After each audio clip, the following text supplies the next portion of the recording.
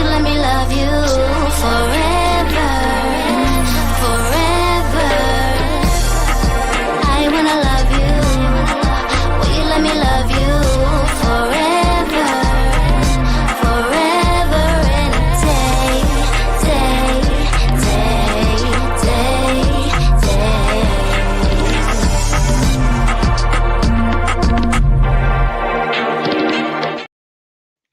Hello, hey guys, welcome to TMW Online, the Melanated Way. I'm Linda, that is Abby. We are catching up. Well, we've caught up almost to all the things. The Other Way, we're covering season 7, episode 20. You guys will see that my background is a little bit different. I'm in the office today, but we're still going to do a great show. Hey, Abby. Hey. Hello, everybody. Hi, live chat. Hey, Radella and Fazies. Hey, everyone. Okay. Overall thoughts on this episode. Ayo. Oh, hey. Ayo. I am feeling like how is it possible that we're having an episode where Luke is the best guy on the show? I don't know. We're in upside down world. That's all I know. We're in complete upside down world. And what I'll tell you is after 20 episodes, I think every single person from this episode specifically should absolutely call it quits. Oh, for sure. For sure. Mm-hmm. But at the same time, I think some of them, like Ginny and Samit, Dylan and Patia, I think that they've spent so much time together that they don't know anything different. They haven't allowed their nervous system to experience anything different. This is status quo for them. Even the threats that they're going to leave, just status quo. Listen, you guys, be happy, and change is okay. You know, change is okay. All right, let's get into Dylan and Patia. Shout out Silver Lions as well. Dylan and Patia, overall thoughts of their segment. I don't understand how this is a conversation when Dylan was also an exotic dancer. I don't understand how this is an issue. And also, I made a guess about his immigration issues so many episodes ago, and Patia just gave us a line to let me know that we were wrong. I thought perhaps he was not able to renew his visa in the United States, and that's the reason why they were going to Thailand and now going to Tasmania. But she said that he could just come back to the US with her. So I suppose, to me, I interpret that as there was no immigration issue that was preventing him from being able to come back to the United States. Interesting. I think he's just a big mama's boy and doesn't want to be away from his mom. That being said, they're going to the gym. They're working on their tries and buys. And Patia is really happy in this moment because she's like, oh, he finally committed. He gave me a ring. We're engaged. It feels amazing. But one of the things that she is realizing more and more that she's there is that she doesn't feel at home there. She doesn't feel at home at all. So, like, I just figure, like, I don't know, Abby, I think maybe just the way my mind is wired, it's just totally different. Like, wouldn't you think of that before you accepted a proposal? No, because we saw her so focused on the proposal, and we talked about the fact that the same situation that exists right now will still exist after the proposal, but in her mind, everything would change once he proposed to her. So no, she didn't think about it. No, she didn't. We want to think that everybody has the same level of maturity and introspection and forethought, but they don't. I'm just saying that's probably something that would have come into my mind before I was like, yes, do I want to stay here? Or she's probably thinking, I'm going to say yes, and then I'm going to get him to do what I want to do, and I want to get out of here. So maybe whatever it is, she doesn't feel like at home there, and they went like grape stomping to make wine, and that was like, oh, it was fun, but that's not something that's going to keep me entertained all day every day. I can't live here is basically what she's saying. And she wants to get back to the US, she wants to get back to dancing, she wants to get back to her lifestyle. This slow snail pace for her, it's not working out. So she doesn't feel herself living there, and it's become a problem because she's now told Dylan that she wants to go back to the US and she wants him to come with her, and he doesn't want to, and he's mad about it. So they're at the gym and they're bickering with each other a little bit. It starts off a little bit and then it gets a lot of it. She's working out, he wants to teach her how to work out. Now I thought that this was a super lame beginning of a fight. She's saying, on the one hand, I've been working out for longer than you've been alive. And on the flip side, he thinks because he's so ripped, because he, counts his macros and weighs his food, that he knows more than her. And, I don't know. He couldn't, I don't know. But if she's grown, which she is, and she's worked out, which she has, then let her work out the way she feels she can work out. I don't know. What are your thoughts on that? Why do you I just don't feel like, if I'm at the gym, and I've always been to the gym, yes, okay, let's say, I'm doing a bicep curl and maybe my Mhm. a little off. I would probably hope that the person who's training me would use better words than, let me show you how to do it. You know what I mean? Mhm. Mhm. Mhm. And the reason I why. think going to the gym as a date with somebody that you're just like freshly dating is such a good way to find out how compatible you are because of instances just like this. Like, do you have in your mind that you're just going to be working out in the same area? Or is this person going to automatically trying to dominate you because they think that men are just better at exercise and lifting weights? It's such a good way to like very quickly be able to assess somebody. And if Mhm. you say, I know how to do it, or I want to do it my own way, do they back off or do they persist? You know? Yeah. So in this case, I do think it's a lame start to a fight, but these are things about them that have always been an issue. He thinks that he knows better how to run her life. You need to work on your debt. You need to slow down. You don't need to be in a city. Like he just thinks that he's better at making choices for her. So this is just a little tiny sample of that. 100%. She doesn't like it when he bosses her around. And like Abby said, he wants to boss her around in her health, her fitness, her finance, all the things. And he tries to turn it back on her and says, well, as if he's the only one that knows best. This woman has been alive longer than you. I think that she might know herself and know her body. And also, she's grown. So she should be able to make grown decisions for herself. Now, I get when you're in a relationship and you are making couple decisions. I'm all about that. Make the couple decision, consult each other, talk to each other, all the things. But you're not going to tell another grown person what to do. Hmm. That doesn't make sense to me, at least. But he flips on her and says, you know what? I just want it to be the best version of yourself. I want you to be the best version of yourself, which translates into, I think I know what's best for you. So you should just listen to me, which is outrageous. He wants a slow lifestyle, right? He wants to be close to his mama. He wants a slow lifestyle. I'm not really sure what he does anymore because he too was a stripper, just like Patia. And so he's saying to her, these are his demands. He wants a slow lifestyle and he wants to be included in big decisions. Now, okay, you're saying this is what you want, but Tia, what is it that you want? She doesn't want to be there. And so those two things are not going to work out because she doesn't want to slow down. She wants to go back to the US, back to her lifestyle, and big decisions. She's already made that decision in her mind that she wants to go back to the US. So hence the problem. The mom, Dylan's mom is still a big issue. So I don't know what to say. He never said he was going to fix the issue, Abby. He Right. heard, but he's not going anywhere. He's going to talk to his mom 10 times a day if he wants to. That's what he's going to do. And he hasn't changed, and he's done this since you've known him. So why do you think in the few months that you're actually there that he's going to change anything? He's been doing this for 30 plus years. So mom's still a big issue, and all of a sudden the strip club is an issue, which I just think is outrageous. It's outrageous because they're both strippers.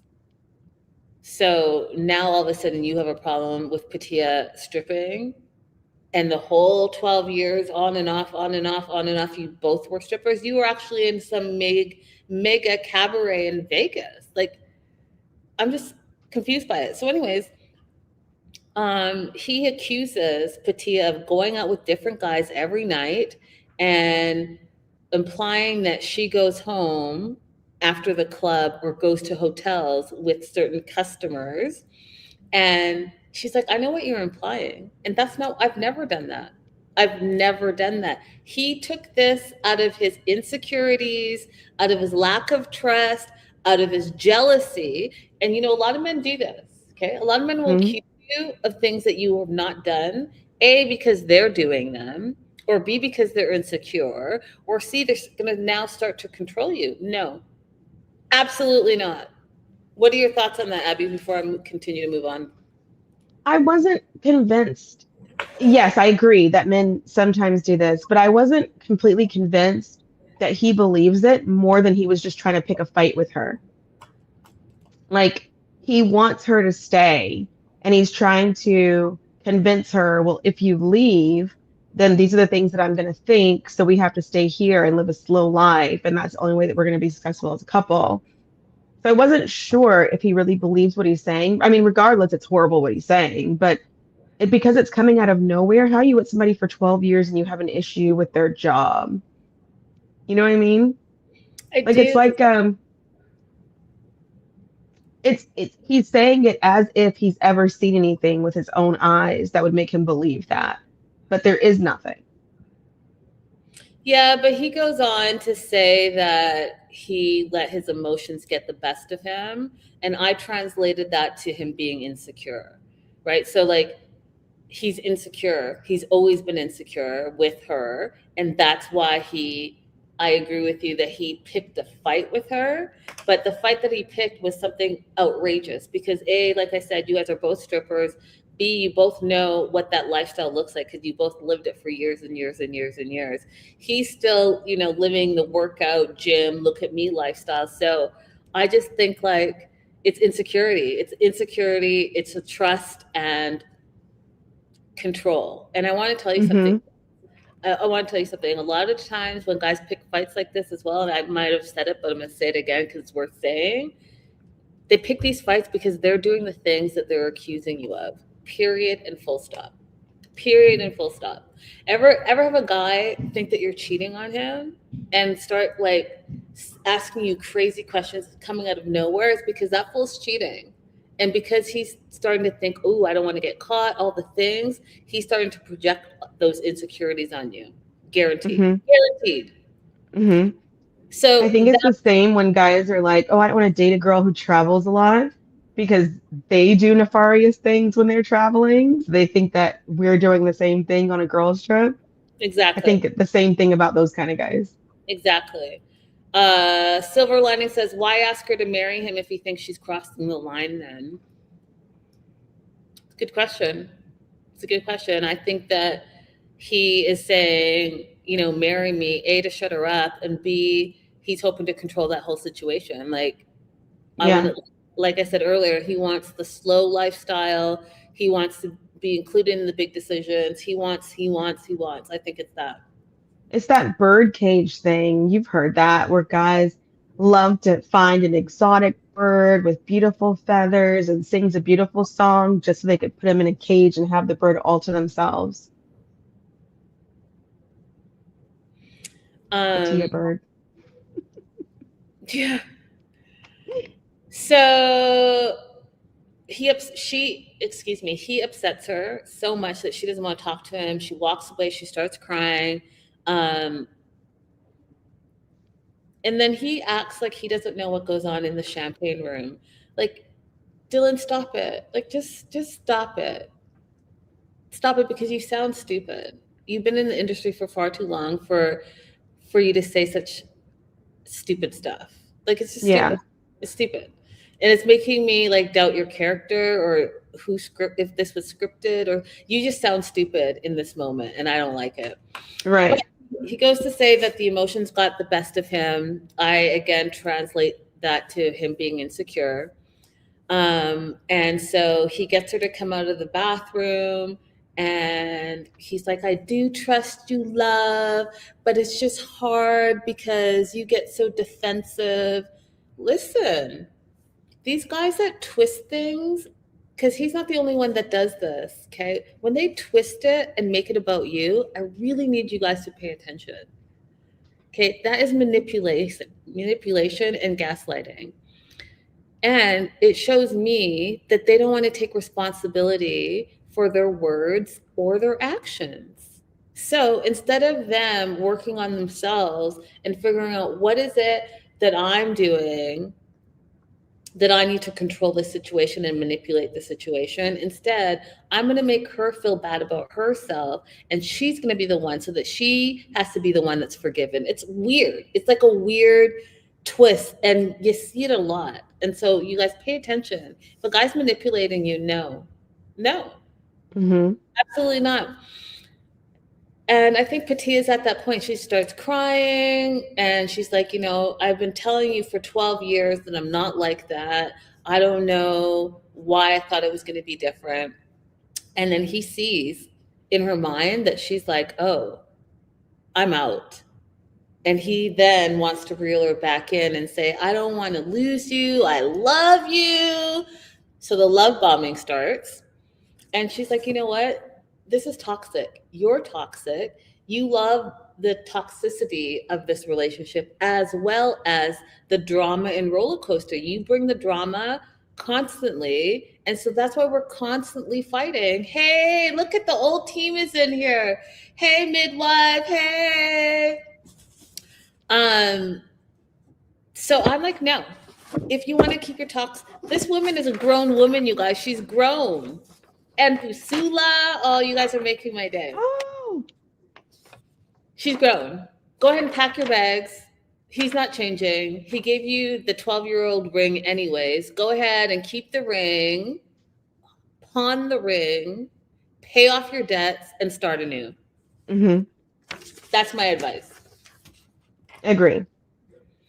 Blanca. Everyone welcome Blanca. It's her first time in a live. Welcome. All right. Do you guys want to say anything, or do you guys? I'm doing too many things, y'all. Do you want to say anything else about Dylan and Patia? No. Everything on my notes has been covered. We can rock on. OGs have entered the chat. Yes. All right, Madeline and Luke. I just want to say, I don't know what kind of toxic weirdness is going on in this little situation, but the last episode to this episode was like night and day. It was so weird. What were your overall thoughts on their segment? It was very weird that we are now being led to believe that this is just a beautiful moment. Everybody's so happy, when we just saw the dad accost Madeline, and all of these lies about Luke are hanging in the air. He gave up all his businesses for you. He gave up his life for you. No, he's running from his own debt. And the way that the story was crafted, this episode would lead you to believe that everything is just perfectly fine and they're sitting on a firm foundation. The foundation that they are standing on is as flimsy as the sheer portion of Madeline's dress.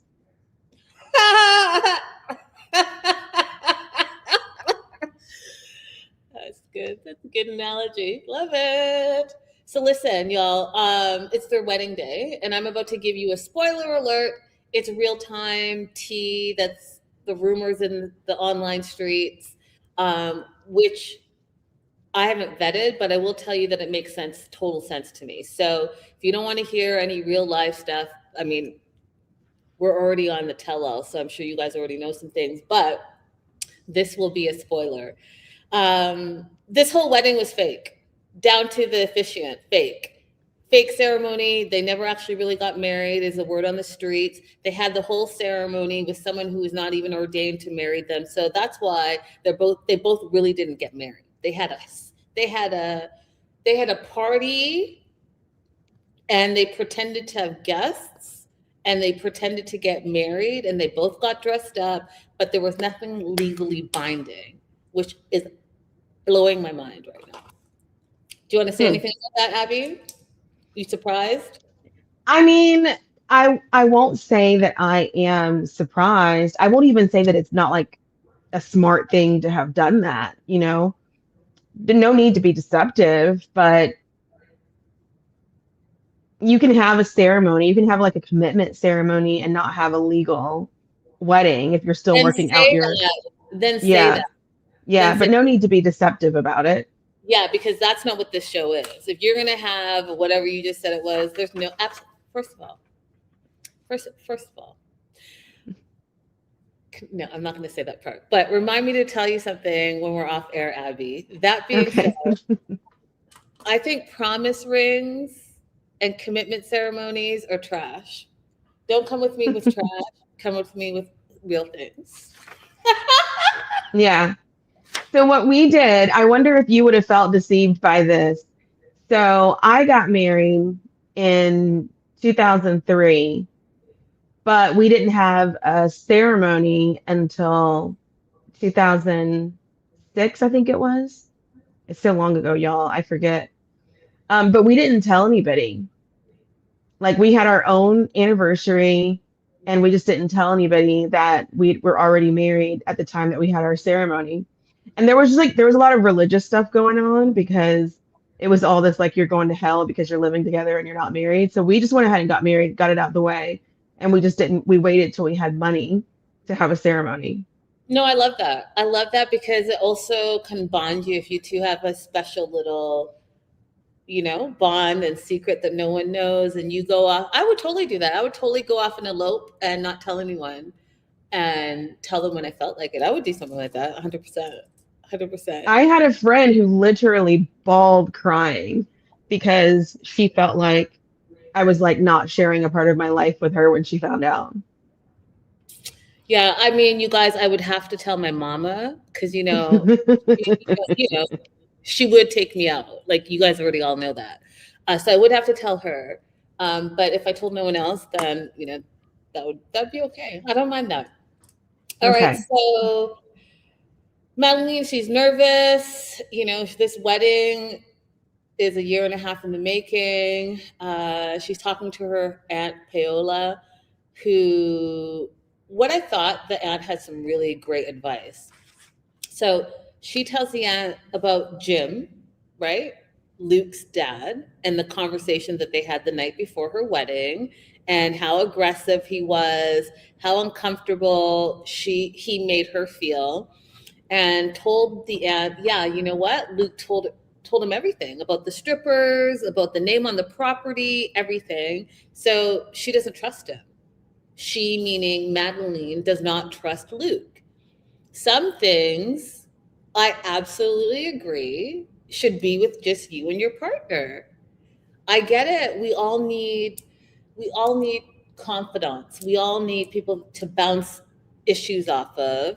But I've said this and I continue to say this. If you don't want that other person to hate your spouse or your partner or your lover or whatever you're going to call that person, then you better make sure that that issue is just a temporary issue and move on, because once you make it an issue like, oh, it's cheating, oh, it's the property, it's finances, that person's going to hate that person forever. They are. It's because they're your people. So they want to protect you. So you've gotten over it, but they're never going to get over it.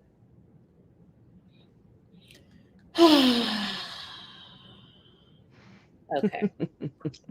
So Madeline is telling Paola about how aggressive Jim was, Jim being Luke's dad. And what I love about Paola is she listens, but then says, marriage isn't easy, which it's not. You have to overcome a lot of things when you want to be together, which is true. And family and money can be huge problems in a relationship. But when you want to be together, you have to overcome them together. And that is such beautiful advice, you guys. You overcome your issues with your partner in your marriage, in your relationship, in whatever it is that you're calling it. You overcome together. When you take your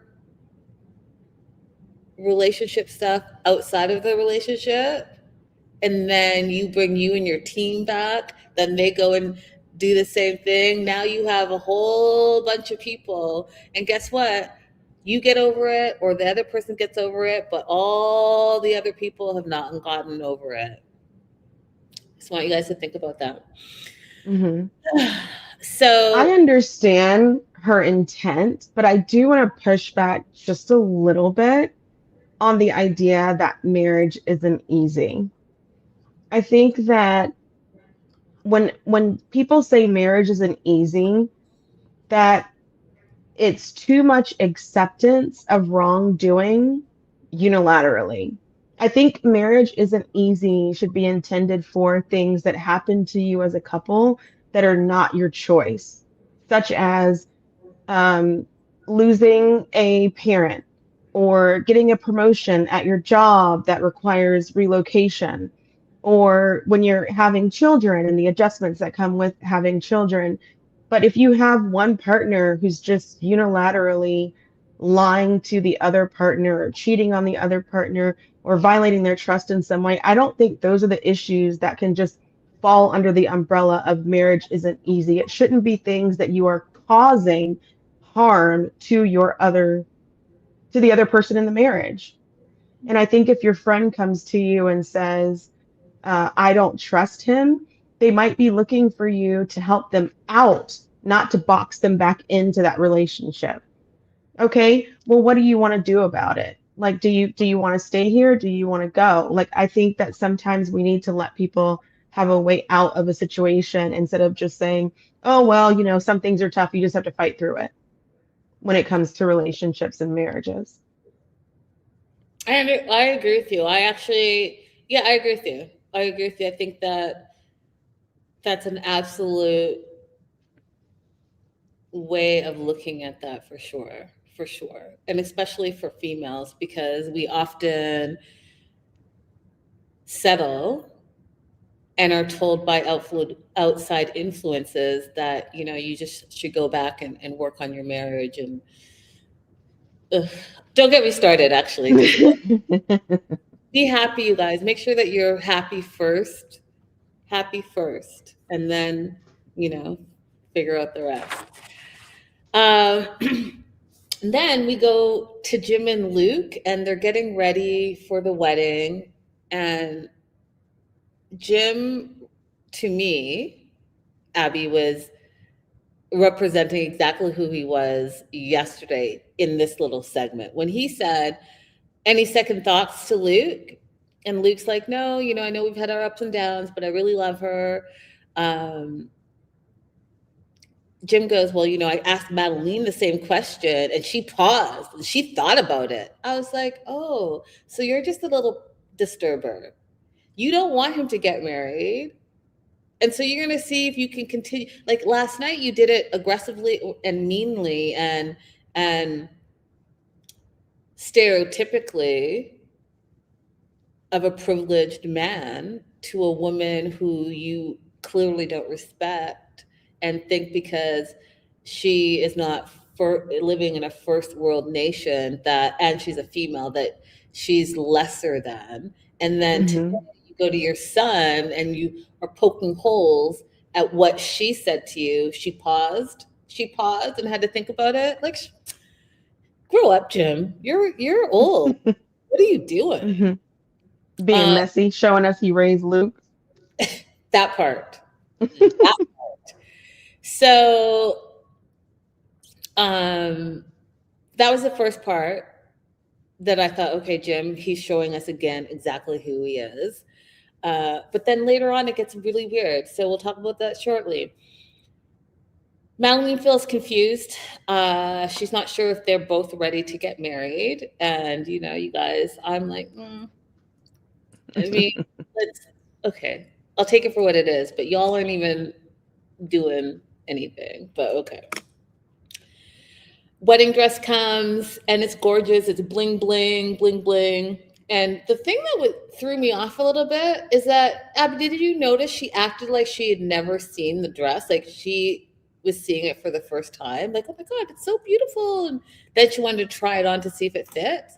I mean, from what I know about wedding gowns, that's a whole process. You're nipping and tucking and trying and fitting and sewing and letting loose and all the things, because when you find the dress, that's a whole process. But then when you fit the dress, it might be different than when it's time to get married. So like, how are you just like, you're just taking it, you're taking the wedding dress out of the box on your wedding day?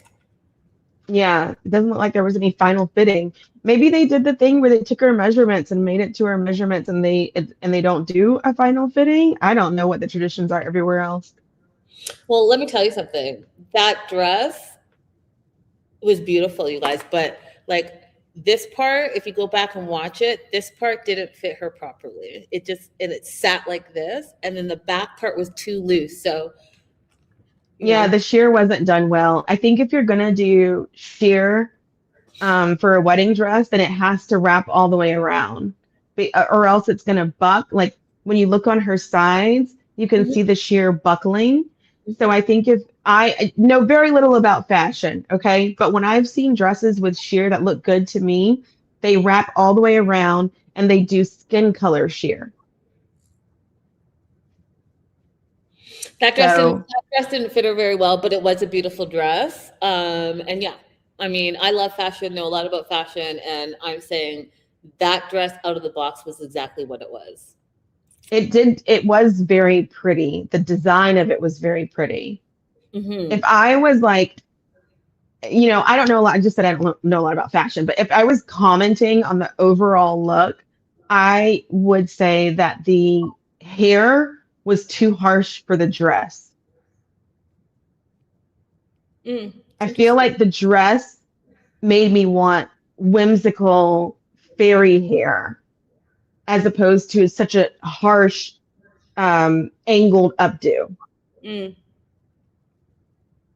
Okay.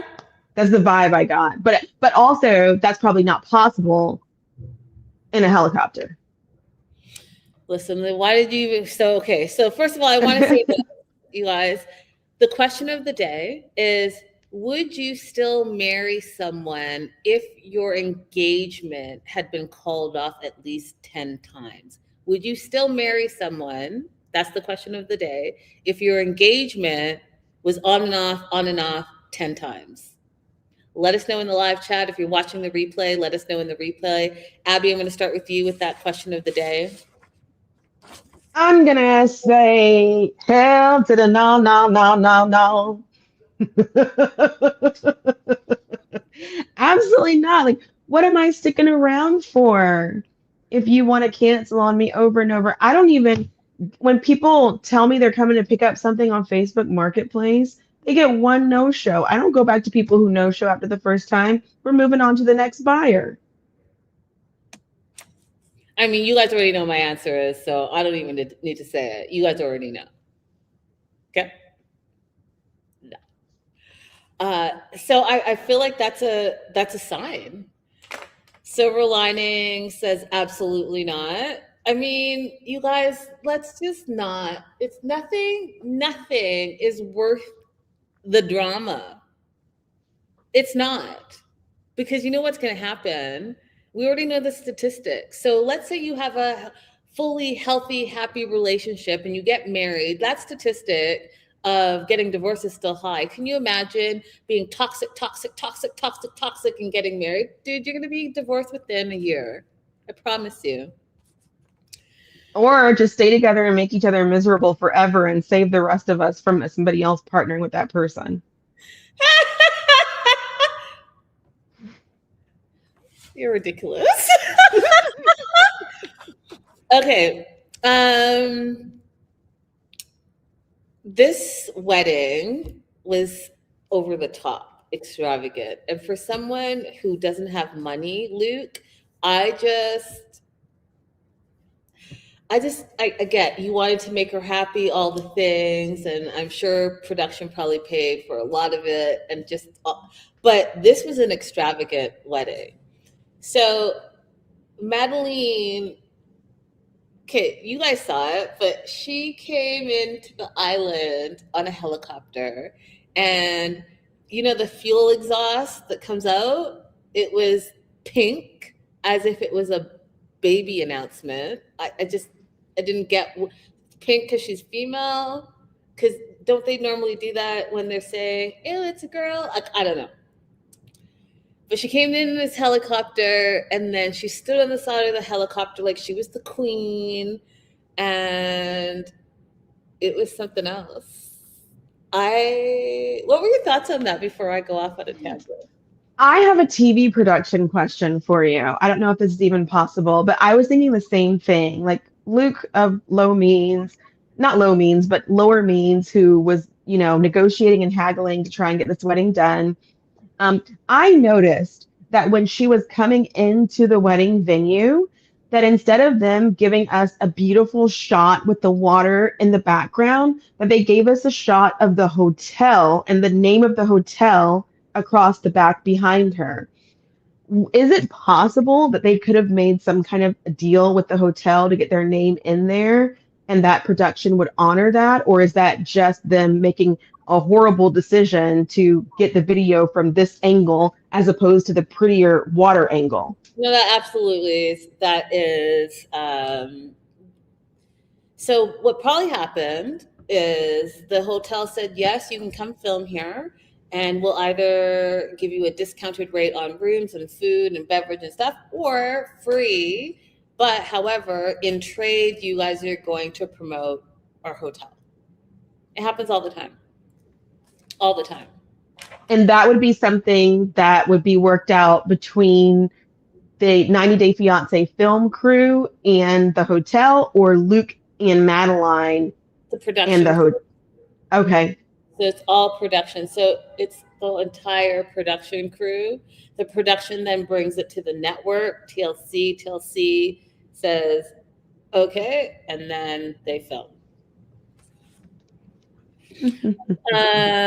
So that being said, it was a lot. The fuel exhaust being pink, the helicopter, I don't know, it was a lot for me. Maybe you guys loved it. If you loved it, let me know in the chat. Let me know in the replay. I just thought it was a whole lot going on. Luke starts crying when the helicopter lands and she's getting out, and crying. Then the dad turns to him, Jim, who's just been showing his true colors. All of a sudden, his representative is back and says, you're a lucky boy. You're a lucky boy. And then Luke goes on to say, he's just so happy. He knows that there are so many problems, but in this moment, all the problems have floated away. Do you know how ridiculous both Luke and Jim sounded in that moment to me? Delusional twins. Delusional. Twinsies. Apple doesn't fall far from the trees. Absolutely true in this case. Anyways, Luke says he's feeling overwhelmed. He's just so happy to see her. He loves her so much. They're having their wedding. The other thing that irritated me, and I don't know if it irritated anyone else, is the officiant was reading from her phone. Luke read his and Madeline read her vows from their phones. And I just thought that bugged me a lot. That's such an easy thing to make pretty. You can easily just print that out on some pretty stationery. That's such an ugly photo for everyone to have their phone in their hands. Listen, first of all, for my wedding, dear future husband, listen up. Go ahead and replay this. For my wedding, first of all, there has to be like a proper officiant. I don't want someone that went on to 1-800-wedding.com. I need a proper officiant. I'm going to need some Bibles in there. I'm going to need, like Abby said, if you hadn't memorized it, even though maybe we've been engaged for X amount of months, then I don't understand, like, why can't you memorize your vows?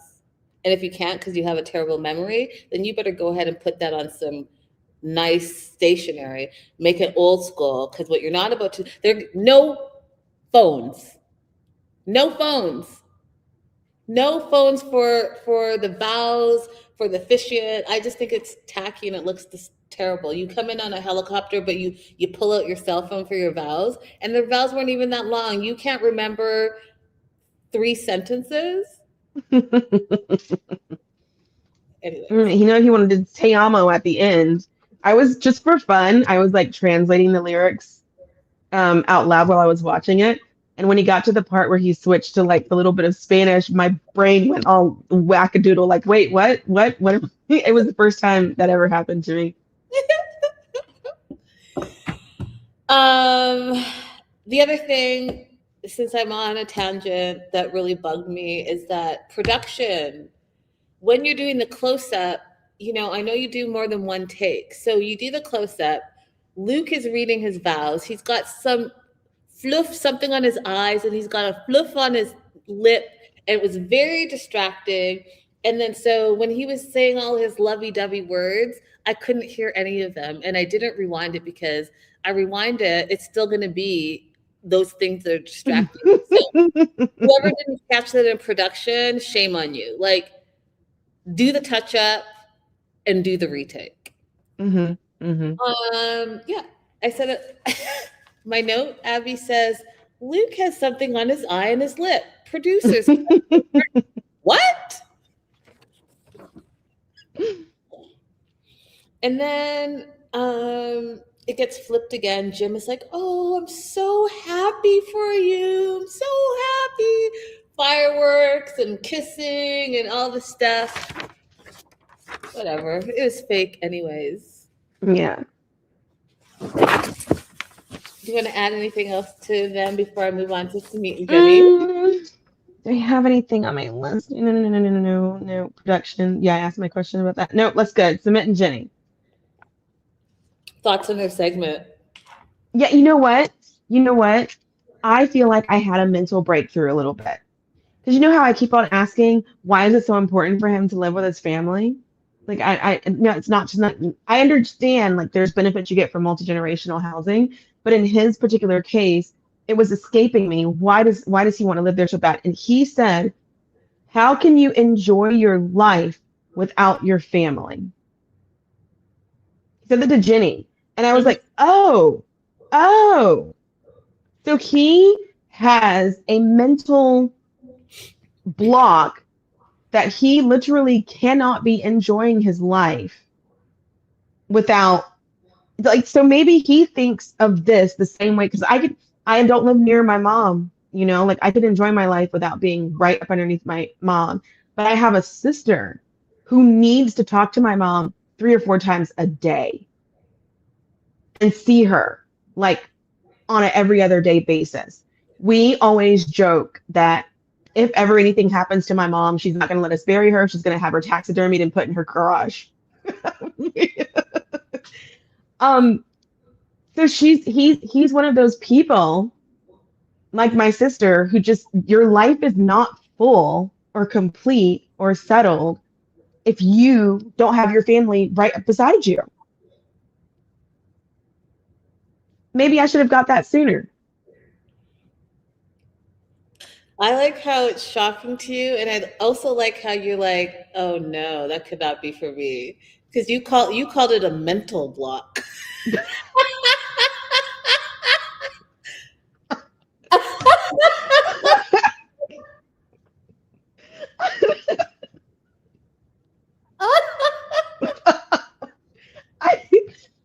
It would never occur to me that would need to be a part of my daily life.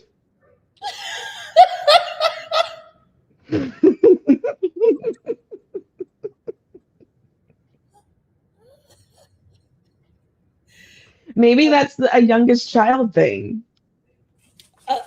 You know, I mean, maybe. Is he's not younger than his brother. His brother's younger than him. He's the older brother. Abby can't get it. Abby's like, OH to the ELL, no. There's absolutely no way that I'm living up here with all my family members. We're not living under one house. I can't understand it. She's been asking the question, you guys, from the beginning. And she thought she had the breakthrough today. But if you notice, she called it a mental block. It's just not for her. It's not, she cannot imagine it. I cannot imagine it. The last time my family came to visit me here in DC, my sister made a mistake on the hotel and she was like, "Oh, I got the hotel for the night after we arrive. So we'll just stay with you for one night and then we'll go to our hotel." While they were on the plane, I booked them a hotel. Listen, girl, I am not mad at you. Know what's right for your mental health, y'all. You know your families. We all know our families. You got to do what's best for you and keep it pushing. That's hilarious. I guess that could be another question for the Jenny and Submit segment. The question is for you guys: would you live in a multi-generational household? Is that important to you to be close to your family? Let us know. We already know how Abby feels. Jenny's having a complete temper tantrum, old school childlike temper tantrum. She walks away from Smith, gets into the car, arms are crossed, huffing and puffing. And she is firm on moving out of this house. And she tells Samit very angrily that she has regrets about leaving the apartment and that he should have tried harder to keep it. And he's like, "What are you talking about? It's not about that for me. I need my family. I need to live close to my family." That being ostracized for all those years was concerning to him. And he's much happier now that they've all reunited. Then he also says the practical side is that we need our family. We have no money. We're broke. So we lost our apartment because y'all, he don't work and she's on a fixed income and she ain't trying to do anything but sit on, you know what I'm saying? So they're broke.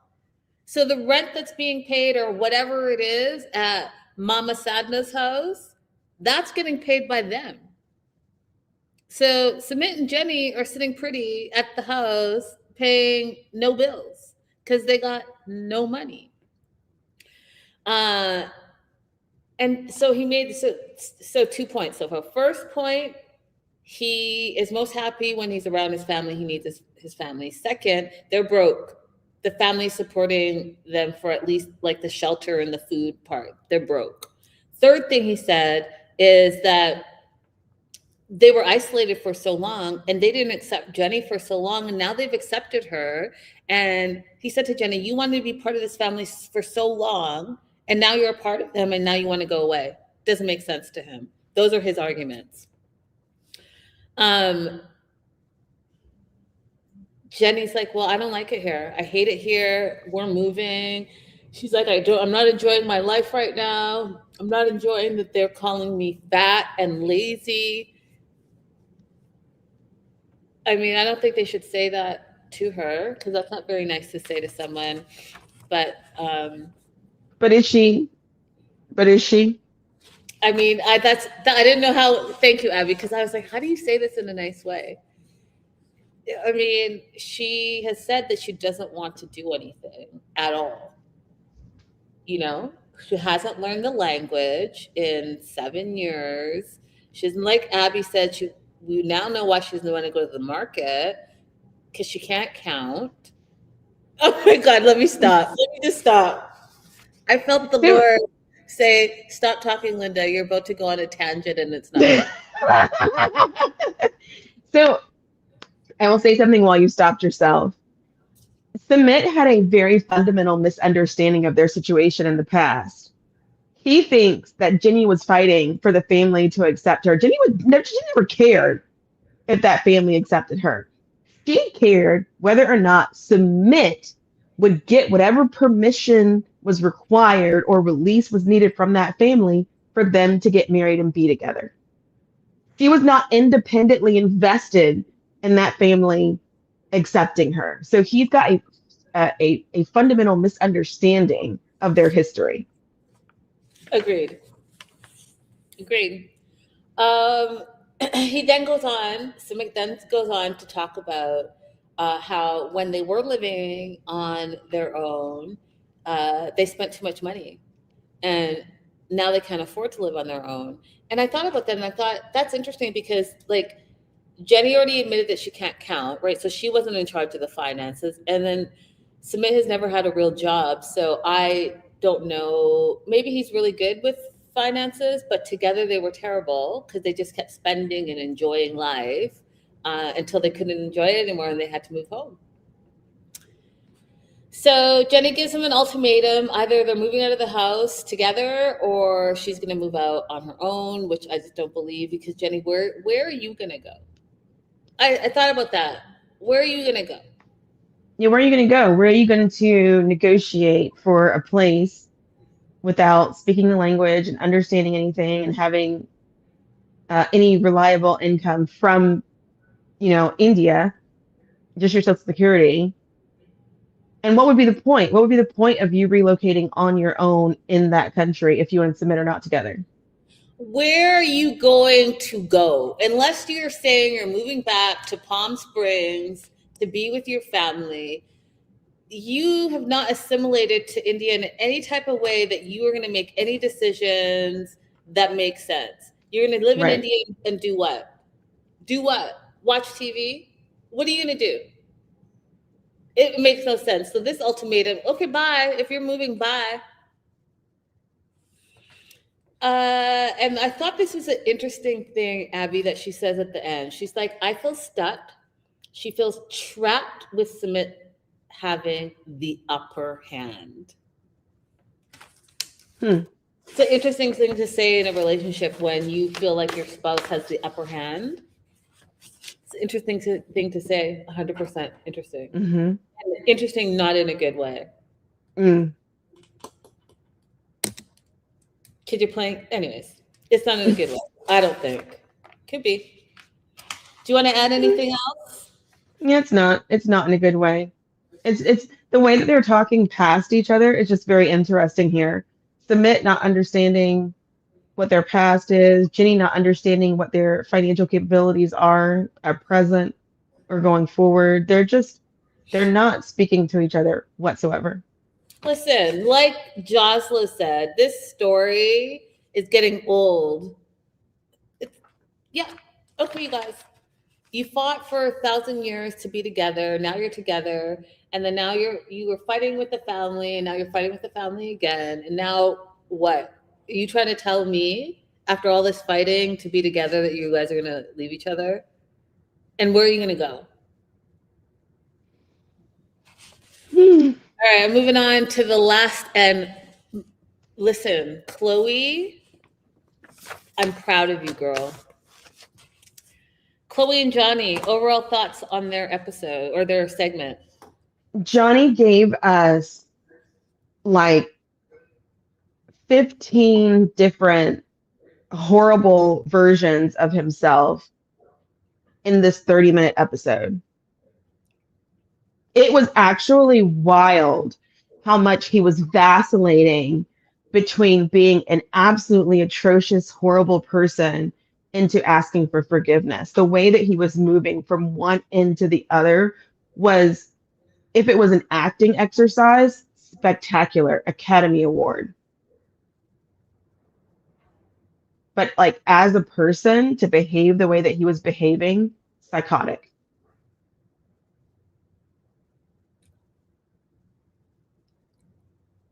Renee, I mean, she makes a good point, I guess. She says, my boyfriend's mom has lived in the US for 50 years and she barely speaks English.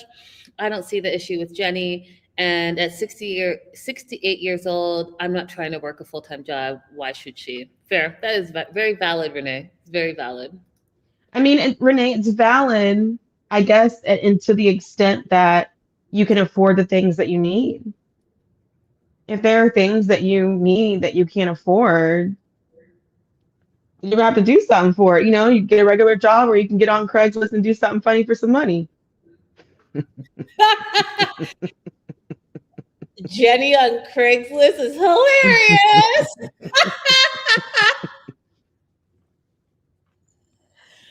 Okay, so listen, you guys.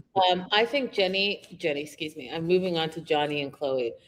I think Johnny is an example of everything you want to stay away from. I think Johnny is the epitome of toxic, of scary, of unreliable, of gaslighting, of um, fear mongering, love bombing, all of these things wrapped up into one person. And what was crazy for me to watch, you guys, was every part of him, all 10 parts of the evil Johnny came out, and he wanted to see which one was going to work. Which one's going to work? Should I bully her? Should I love bomb her? Should I blame her? Should I scare her? Like all the things. He tried everything, everything. And to see it in such, like Abby said, in such a short period of time, you guys, it was like psycho. Like I was like, this is like first 48 stuff. This is like ID channel stuff. I'm sorry. That's how I felt. Actually, I'm not No, sorry. Because that's I, exactly I, I'm so happy she had cameras with her. yes, absolutely. And the way he was like calm talking her the whole time until he got outside, and then he's had these weird, crazy emotions, it was crazy. I was like, oh, that is true sociopath behavior. I wonder if he's ever been to a therapist and like got checked out. Cause I don't know, or at least Johnny, watch that segment back. Mm-hmm, mm-hmm. Anyways, Also noticed that while he was like going on his tangents, his accent started to slip into a very like Colombian Venezuelan accent. Did you feel any of that? Because I've been saying I didn't think this dude was a Reuben. I didn't pick that up, but maybe I'll go back and watch it, that last part again, because it would be a really great case study, you guys, because it was wild. Mm-hmm. It was wild to just see. So Chloe's crying. All she wants to do is go home, and says to Johnny, there's nothing you can say anymore. And what was crazy, like I keep saying, is he's trying to turn everything on Chloe. So he was mad that he felt that she was portraying him as a terrible, evil person. And he's like, yeah, I cheated. Yeah, I asked for the nude photos. Yeah, I did all these things, but you're just mad because you didn't know who it was. Not because I cheated, but it's because you didn't know who it was. And then you saw the video and then you got mad, and you should not have gone through my phone. Like how you handled that was wrong, because you should not have gone through my phone. Yeah, I told you I was going to delete it, but you should not have gone through my phone. How you handled it was wrong. Like you should not have touched my stuff, and you should not have gone through my phone. And even though I lied to you, it's your fault. You should not have gone through my phone. And then she's like, what? You slept with her, did you not? And he's like, yeah. And she's like, so did you not lie? And he's like, looking at her, and then she's like, and did you not lie about deleting the videos? Had you deleted the videos, then I wouldn't have found it in your phone. He says, you want to talk about lying? And he goes back to the fact that she went through his phone. I was like, oh, okay, we're going to stick here. And he's like, you want to talk about lying and going through some phone, and you were going to tell people what a cheating, evil person I am, and I cannot deal with someone talking bad about me. That's what you want to know what it is, you guys. So he's mad that she's not only found out that he's a cheating liar, but that she's told her whole inner circle, and they've told everyone what he doesn't want. So here's what a cheater doesn't want. Here's what a cheater and a liar doesn't want. They don't want you to tell anyone, because then everyone on that small Aruban island is gonna know. So when you as a female can keep a secret, he guess what? All the women are keeping secrets because they all think they're the only ones. But as soon as you blow the lid open, then this other lady's like, oh yeah, and he's oh yeah, oh yeah, oh. And bit by bit, they find out what a lying, cheating sack of manure you are. That's why cheaters don't want you to talk about them. So he's like saying he's worried about his reputation. He's worried about people thinking that he's evil. No, you just don't want the whole world to know that you're a lying, cheating scumbag. You also don't want your community of women that you've been cheating with to know about each other. That's what it is. So when you were trying to gaslight Chloe by saying, oh, you went through my phone and you are talking bad about me and you're wrecking my reputation. No, no, sir. You wrecked your own reputation because you showed the whole world, and Chloe specifically, that you're not a stand-up guy. You don't, you're not a man of your word. Okay? You don't own up to anything that you do. So you can't always be right, Johnny. So in this situation, yeah, you admitted that you cheated and you lied, but where's the remorse and where's the changed behavior? So he then goes on to gaslight again, you guys. 90% of 90 Day Fiance viewers are women. So when I say he's gaslighting us women, the audience as well in this situation in 2026, yeah, it was filmed last year. That's not the point. We are too grown and we are too advanced in 2026 to hear stupid stuff. So he goes and says, Abby, but I'm a guy and I like women. Are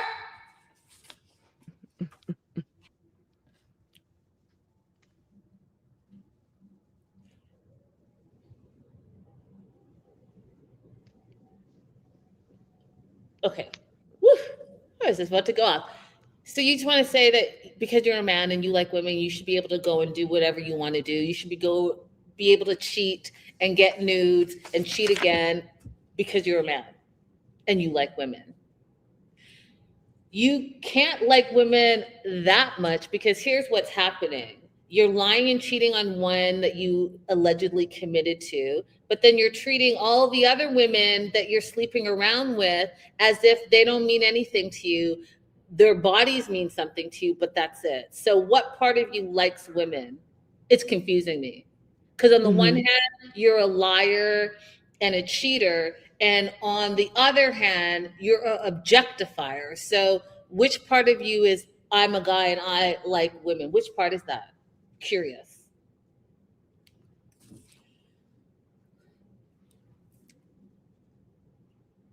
I'm a guy, I like women. And then, okay, he flips it because remember, it's her fault.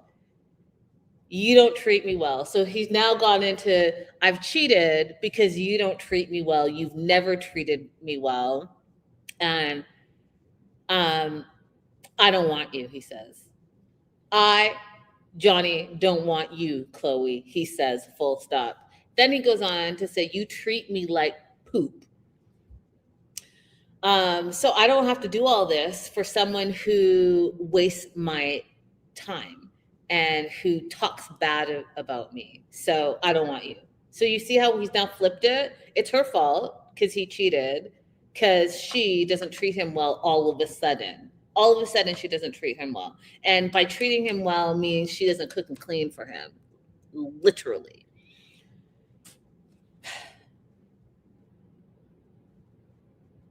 She's like, you cheated.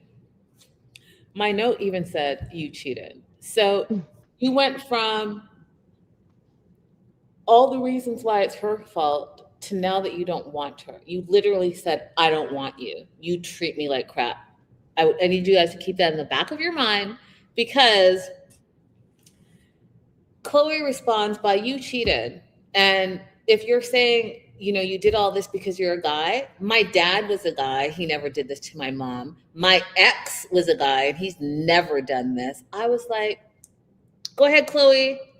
23, but smart. Smart when it comes to these men, because she is not messing around. There's no second, third chance. She's standing her ground. She knows what she wants. She knows what she deserves. She's not letting the mental manipulation affect her. She's like, yes, she's hurt, all the things, but she is not responding to all of the manipulation that he was trying to do to her. She's like, you know what? I just asked for loyalty. He goes back to say that he's worried mostly about his reputation. But again, Johnny, you're the only one that has wrecked your reputation in this situation. Chloe's done nothing wrong at all. And yes, she moved her life and all the things, but she has done nothing wrong in this relationship for you to treat her this way, and then for you to try to manipulate her in this way. Scary. Then he goes on. So you guys, Abby, he's already told her that it's her fault, told her that that he doesn't want her, told her that she didn't treat him well. And now he tells her that she's not worth it. So we're down to the part where you're trying to wreck her self-worth. You're not worth it, and we're not compatible. And she's like, okay, well, okay. She grabs her stuff and she starts taking her bags out. He pulls up one of her bags. She's like, you know what? You don't need to help me. I got this. He's like, well, the faster you're out of here, the better. He's realizing that she's actually leaving. So he has another attempt, right? This is not the last attempt, but another attempt. He's like, oh, and you left your rings in the bathroom. And she's like, what are you talking about? What rings? Goes to the bathroom. She's like, these are not my rings. He realizes that he's now outed himself for like however many times this man has cheated. Who knows? And so he reels it all back in. He's outside and then says to her, why can't you just be nice to me? I would take you back, he said. Why can't you just be nice to me? I would take you back. 5 seconds ago, you said she's not worth it. 10 seconds ago, you said that she didn't treat you well. And 15 seconds ago, you said you didn't want her. This is my note. And this is the last thing I'm going to say about Chloe and Johnny for this segment, is that he's a trash individual. And yay for Chloe for standing up for herself. This is another situation where I'm glad there was a camera crew and a car waiting for her, because this right here was the craziest thing I've seen. 15 minutes of every single type of scary manipulation, toxic masculinity, all wrapped up into a terrible individual who doesn't take ownership of his poor behavior. And if Chloe was any less of a woman, meaning that she wasn't so self-assured and so secure in her decisions about what she wants to do with her life, I could see how someone who was lesser than, like, had insecurities, could fall for one of the things that he was trying. Wild. Mm-hmm. Abby, your thoughts, go. I have one thing, like you said, everything that he said that I wrote down, but there's just one thing that he said that I really like flipped it out. The way she reacted was disappointing. He said the way she reacted to his transgressions was disappointing. When you wrong someone, you do not get to dictate how they respond to your wrong. What she said. Yeah, disgusted. I was disgusted. I would never look at him like, okay, it didn't work out between Johnny and Chloe. Maybe he can go on a single life or whatever. I would never suggest that he partner with anyone ever. I would like to exile him to the island of lonely men. Unfortunately, in real world, and I've caught up on the tea in the real world, and so we know that that's not what happens for him. But when I do get it back together on social media, you guys, listen, you guys already know how when I drop the tea, I just drop it. So I know everyone knows already what's going on with him, but there's part of it that you guys don't know that I'm going to get to shortly. That You being gotta said, stay tuned to stay TMW tuned. Online to get the info. You guys don't forget to like and subscribe. And we're caught up now. We're gonna do the tell-all. And I guess we should not surprise them and just tell them we are gonna do part 1 of the tell-all tomorrow. Same place, same time tomorrow. So we'll be all caught up. So we'll see you guys tomorrow, 4 p.m. Pacific Standard Time.